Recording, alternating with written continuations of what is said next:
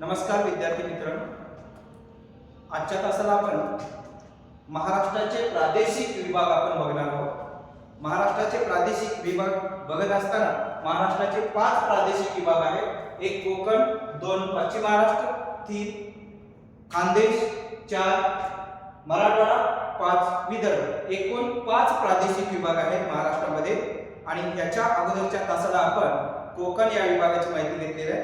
त्यानंतर पश्चिम महाराष्ट्र, त्यानंतर खानदेश या विभागाची माहिती आपण अगोदरच्या तासाला घेतली आहे। आजच्या तासाला आपण मराठवाडा या विभागाची माहिती आपण घेणार आहोत। मराठवाडा या विभागाची माहिती घेत असताना हे मराठवाडा हे नाव कसं पडलं, कुठल्या भागाला मराठवाडा म्हणतात ते आपण बघूया। मध्य महाराष्ट्रातील गोदावरीच्या खोऱ्यास मराठवाडा हे प्रादेशिक नाव आहे। मध्य महाराष्ट्रातील गोदावरीच्या खोऱ्यास मराठवाडा हे प्रादेशिक नाव आहे। आणि मराठवाडा कुठल्या भागाला ओळखला जातो तर महाराष्ट्रामध्ये पश्चिम महाराष्ट्र, खानदेश, विदर्भ यांच्या दरम्यान असलेल्या प्रदेशास मराठवाडा असं नाव देण्यात आलेलं आहे किंवा मराठवाडा म्हणून ओळखलं जातं।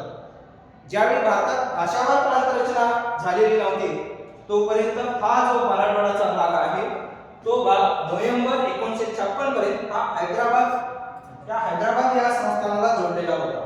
नोव्हेंबर 1956 पर्यंत मराठवाडा हा भाग हैदराबाद संस्थानाला जोडलेला होता। हैदराबाद या संस्थानामध्ये या भागाला मराठवाडी हे नाव पडले। हैदराबाद संस्थानामध्ये या भागाला मराठवाडी हे नाव पडलं होतं। नंतर या मराठवाडीचा अपभ्रंश होऊन त्याला मराठवाडा हे नाव पडलेलं आहे। 1 नोव्हेंबर 1956 रोजी, किती तारीख बघा, 1 नोव्हेंबर 1956 रोजी हा जो मराठवाडा हैदराबाद संस्थानात असलेला भाग नंतर पश्चिम महाराष्ट्रास जोडण्यात आलेला आहे। 1 नोव्हेंबर 1956 रोजी खऱ्या अर्थाने मराठवाडा हा विभाग महाराष्ट्राला जोडलेला आहे।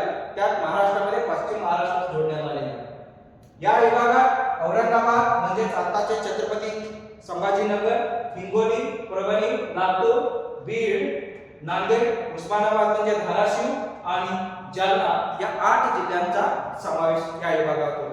या विभागाचे एकूण क्षेत्रफळ जर बघितलं तर 64,813 चौरस किलोमीटर या मराठवाडा विभागाचं क्षेत्रफळ आहे। या विभागात गोदावरी नदी वाहत असल्यामुळे या गोदावरी नदीच्या तीरावर एक 2 महत्त्वाचे तीर्थक्षेत्र सुद्धा आहेत। त्यांची नाव असे नेवासे आणि पैठण यासारखी महत्त्वाचे तीर्थक्षेत्र सुद्धा या मराठवाडा विभागामध्ये येतात। हा मराठवाडा विभाग महाराष्ट्रातला अत्यंत महत्त्वाचा विभाग आहे आणि या विभागामध्ये 8 जिल्हे या आजचा समावेश होतो।